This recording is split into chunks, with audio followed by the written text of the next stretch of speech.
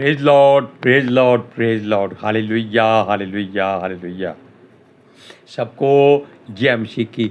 परमेश्वर, हमारा परमेश्वर जो सबका परमेश्वर है, वो जानता है कि मनुष्य हमेशा दूसरे के लिए ठोकर का कारण बनता है और ये होगा ही होगा।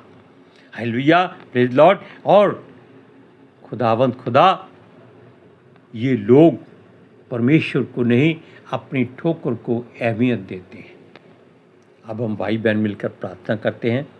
हे पिता परमेश्वर, खुदावंद खुदा, हम आपका धन्यवाद करते हैं, आपकी तारीफ़, आपकी महिमा करते हैं। आपने दिन भर हमें संभाला, आशीष दी, खुशियों से भरा दिन बिताया खुदावंद, और खुदावंद आने जाने में सहायता की, स्वर्गदूतों की बाढ़ लगा दी ताकि तेरा कोई बच्चा ठोकर ना खा सके और उसका मार्ग तेरी ओर मुड़ा रहे।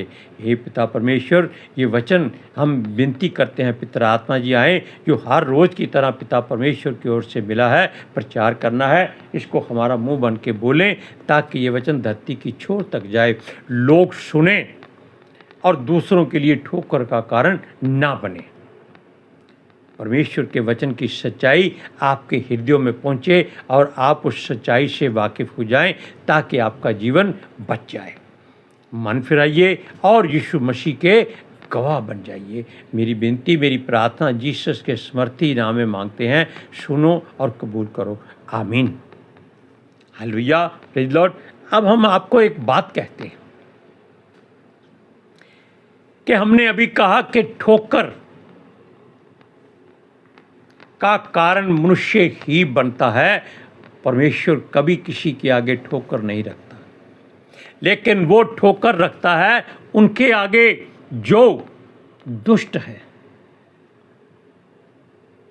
उसने एक कोने का पत्थर, जिसको राजमिस्त्रियों ने निकम्मा ठहरा दिया था, ठोकर मार दी थी, कोने के सिरे का पत्थर बना दिया। हालेलुया।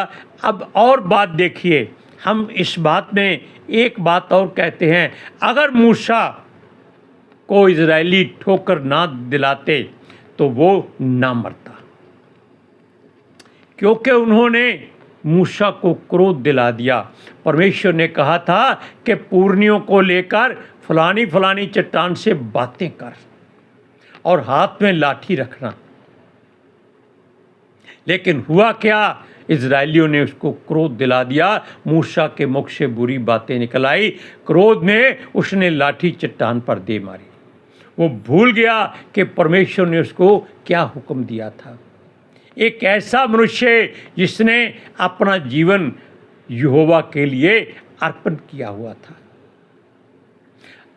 इसलिए अब हम आपको वो बात बताते हैं कि यीशु मसीह ने भी एक बात कही अपने चेलों को,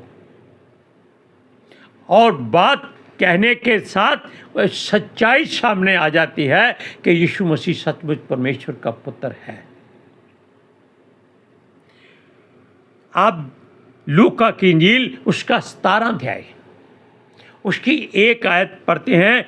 फिर उसने अपने चेलों से कहा, हो नहीं सकता कि ठोकरें ना लगें, परंतु हाय उस मनुष्य पर जिसके कारण वे आती है। यानी कि ठोकर मनुष्यों के द्वारा ही लगती हैं। बाकी अगर आप कहें कि दुष्ट आत्माएं या शैतान के अधिकारी और प्रधान और संसार से जो अलग हैं, परमेश्वर के स्वर्ग से फेंके हुए जो दुष्ट हैं, वो ठोकर का कारण नहीं बनते। वो मनुष्यों में आकर समा जाते हैं और मनुष्य ठोकर का कारण बनता है, क्योंकि वो जब उसमें आते हैं वो संसार की ऐसी ऐसी चकाचौंध दिखाते हैं कि मनुष्य की आंखें अंधी हो जाती हैं। मुर्दों का संसार तो हम पहले ही हर बार कहते हैं कि ये संसार मुर्दों का संसार है। और दूसरी बात, जब ये किसी को ठोकर खिलाते हैं तब ये हा हा हा हा हु हु हु करते हैं कि देखो हमने गिरा दिया। इन्होंने यीशु मसीह के मार्ग में हर ठोकर को खड़ा किया था, हर तरह से, लेकिन वो सारी की सारी ठोकरें क्योंकि परमेश्वर के आगे वो कामयाब नहीं होती, वो बेकार हो गई। क्योंकि जिस काम को परमेश्वर ना करे वो कोई नहीं कर सकता। वचन कहता है कि जो मनुष्य से नहीं हो सकता वो परमेश्वर से हो सकता है, और परमेश्वर कभी भी किसी मनुष्य के आगे ठोकर नहीं रखता। वो कहता है, हमने वचन बनाया था, हे अंधो आंखें खोलो कि तुम देख सको, हे बहरो अपने कान खोलो कि तुम सुन सको। ये बातें अगर मनुष्य सुनकर भी नहीं मानता तो समझ लीजिए कि या तो वो किसी की ठोकर से गिरा हुआ है और उसमें अपना मन तोड़ लिया है और वो आत्मा से गिर चुका है। मतलब गिरने का ये है कि उसका हौसला पस्त हो चुका है, उसका दिल डर गया है, वो संसार से घबरा गया है, इसलिए वो अपने आप को छुपा लेता है। जबकि प्रभु क्या कहता है, मैंने तुझे चुन लिया है, तुमने मुझे नहीं चुना, और तुम्हें ठहराया है कि तुम जाकर फल लाओ और तुम्हारा फल बना रहे। जो कुछ पिता से मेरे नाम से मांगो वो तुम्हें दे। अगर किसी को ठोकर लगती है, उसका दिल टूट जाता है, तो चिंता मत करे। परमेश्वर के पास सूरज परमानी कहता है हर तरह के अंग मिल जाएंगे। आपका दिल टूट गया है, वहाँ अरबों खरबों दिल होंगे, जैसा पसंद होगा लेकर डाल लीजिएगा। किडनियाँ खराब हो जाएं, वहाँ हमारी पत्नी भी गई है, क्यों? उसकी भी किडनियाँ खराब थी। अब वो वहाँ नई किडनियाँ लेकर आनंदित होकर नाचती गाती होगी, भंगड़े डालती होगी। हालेलुया। यहाँ उसका बीपी हाई लो रहता था, वहाँ उसको कोई बीपी शीपी नहीं होता। यहाँ वो हमेशा चिंता करती थी, हाय मेरे बच्चे, हाय मेरा बच्चा, हाय मेरे बच्चे। अब वहाँ किसकी चिंता है? वचन कहता है कि ये ठोकर का कारण है। इसलिए जो कोई यीशु मसीह के से ज़्यादा अपने माता पिता, भाई बहन, बेटा बेटी से ज़्यादा प्रेम करता है, वो उस योग्य नहीं, वो ठोकर का कारण है। हालेलुया। क्योंकि ये वचन प्रभु यीशु मसीह के मुख से निकला है कि ये हो नहीं सकता कि ठोकरें ना लगे। ठोकरें लगेंगी। मूसा को जो ठोकर लगी, उसका जीवन हताश हो गया।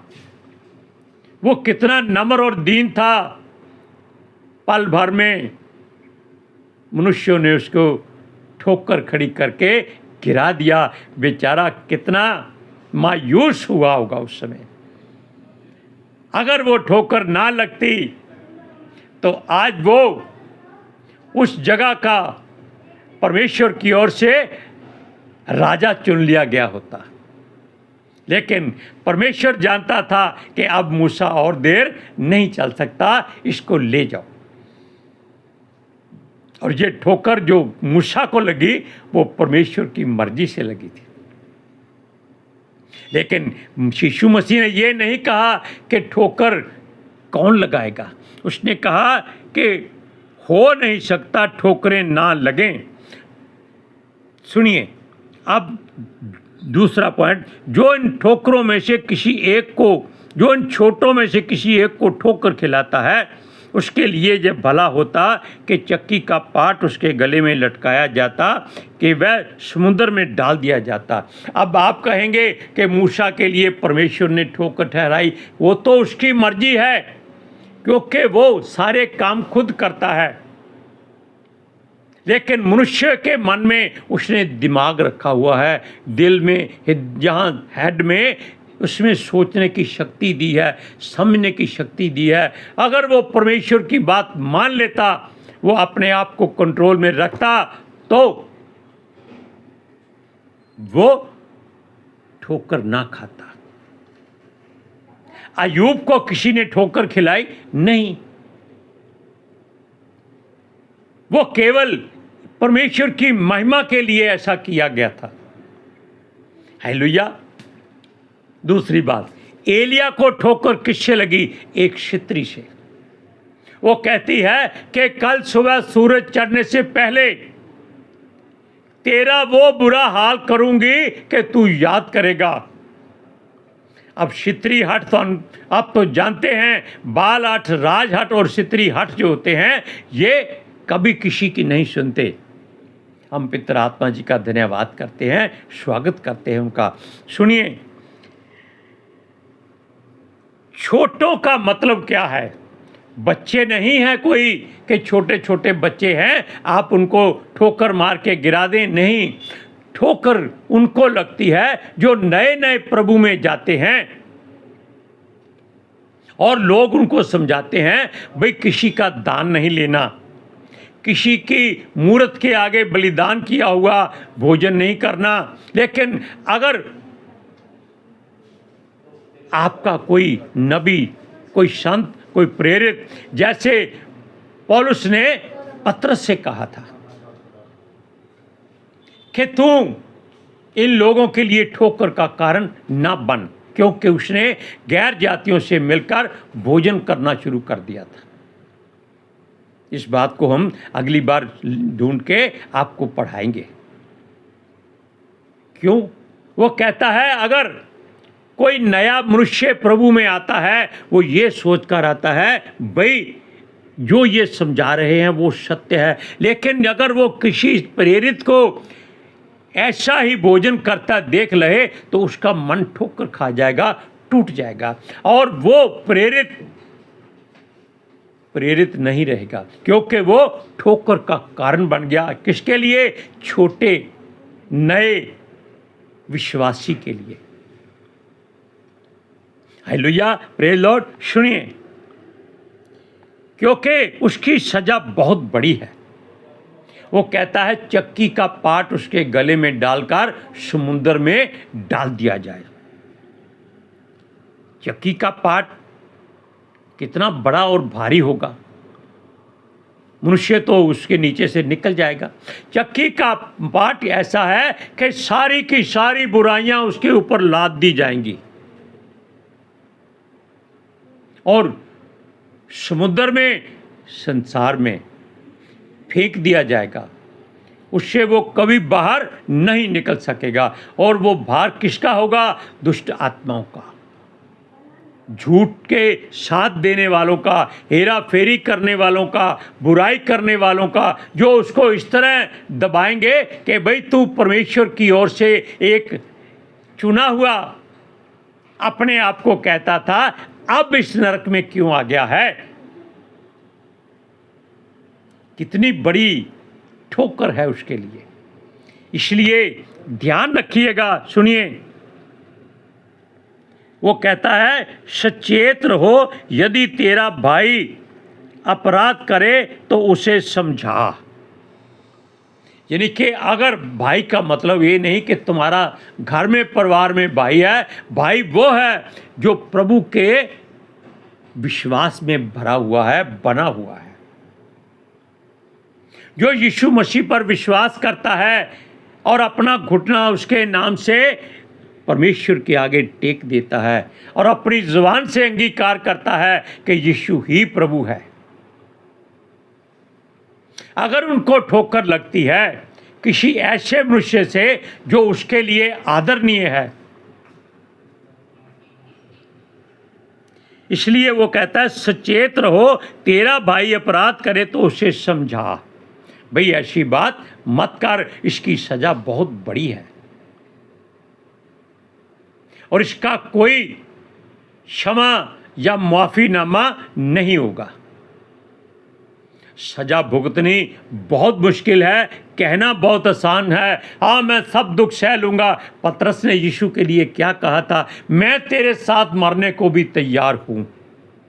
लेकिन जब यीशु मसीह को 2 थप्पड़ मारे गए, उसके मुंह के ऊपर दाढ़ी नोची गई, तब पतरस का सारा जो क्रोध था, जो दृढ़ता थी, वो पसीने से आग में बह गया, क्योंकि वो उस समय आग ताप रहा था। हालेलुया। सुनिए, और यदि पछताए तो उसे क्षमा कर दे। अगर कोई ठोकर का कारण बनता है उसको समझाइए, ना भाई ऐसा नहीं करना, ये हमारे प्रभु परमेश्वर का हुक्म है कि हमको नम्र और दीन बनना है, उससे लड़ाई झगड़ा नहीं करना है। और वो कहता है ठीक है, मैं इस बात की सॉरी फील करता हूँ, उसको बोलो हम भी तुझे क्षमा करते हैं, लेकिन तेरे मन में हमारे द्वारा ठोकर ना लगे, इसलिए हम तुझसे अपने लिए भी माफ़ी मांगते हैं। हालेलुया। तब वो मनुष्य जान जाएगा कि ये जो माफ़ीनामा दोनों तरफ से है, ये ऐसा इकरारनामा है जो परमेश्वर की हुजूरी में लिखा जाता है। सुनिए, फिर यदि दिन भर में वह 7 बार तेरा अपराध करे और 7 बार तेरे पास आकर कहे मैं पछताता हूँ, तो उसे क्षमा कर, उसके लिए ठोकर का कारण ना बनो। अगर वो दिन में 7 बार भी गलती करता है, फिर आकर कहता है अरे भाई गलती हो गई, क्षमा कर दे यार, वेरी सॉरी, क्या करोगे? कोई बात नहीं, आगे से ऐसा मत करना, बस इससे ज़्यादा और कुछ नहीं कहना। यहाँ पर हम सूरज परमानी की बात फिर करेंगे। वो कहता है पतरस और यूहन्ना दोनों एक दूसरे के विरोध में होते थे हमेशा, क्योंकि दोनों में से एक चाहता था कि वो इन 12 चेलों का प्रधान बन जाए। वो यीशु मसीह की निगाह में अपने आप को हमेशा दूसरों से बड़ा दिखाने की कोशिश करते थे। तब क्या हुआ? यहां तो इसमें नहीं लिखा, वो कहता है कि अगर वो 7 बार क्षमा करे तो क्या उससे ज़्यादा करे तो भी माफ़ कर दूं? प्रभु कहता है 7 के 70 गुणे बार क्षमा करो। कितने बार हो गए? 490 बार। हर रोज अगर 490 बार कोई माफ़ी मांगता है तो माफ़ कर दो। जब 491 हो गए तो परमेश्वर देखेगा कि इसको माफ़ करना है या इसके गले में चक्की का पाट डालना है। हालेलुया। अब आप इस बात को सोच लीजिए, जांच लीजिए, परख लीजिए कि हमें क्या करना है। हमें किसी के लिए ठोकर का कारण नहीं बनना है, ताकि हर विश्वासी जो छोटे छोटे आए हैं वो बढ़ते जाए। उनके लिए यही दुआ है कि वो आत्मिक और शारीरिक दोनों तरफ से परमेश्वर के हजूर में बढ़े। और यही दुआ यीशु मसीह के लिए भी की गई थी कि वो आत्मा में और शरीर में बढ़ता गया। हालेलुया। अब हम सब भाई बहन मिलकर प्रार्थना करते हैं। हे पिता परमेश्वर, खुदावंद खुदा, हे सर्वशक्तिमान, हम तेरा धन्यवाद करते हैं कि आपने जो वचन हमें हर रोज़ की तरह दिया, हमने पितर आत्मा जी की सहायता से इस संसार में उन सब लोगों के पास भेज दिया जो तेरे पुत्र यीशु मसीह पर विश्वास करते हैं, और वो किसी के लिए भी ठोकर का कारण ना बन जाएं। इसलिए ये वचन उनके हृदयों में भर जाए और ऐसे कील की मानी गड़ जाए जैसे यीशु के पैरों में कील गाड़े गए थे, हाथों में कील गाड़े गए थे। हालेलुया। और ये वचन लोग जाने और सच्चाई को परखें, सोचें और सच्चाई उनको आज़ाद करे। मेरी विनती, मेरी प्रार्थना यीशु मसीह के जलाली कदूस जीवित और पवित्र नाम में मांगते हैं। सुनो और कबूल करो। आमीन। हालेलुया। Praise Lord. सबको जय मसीह की।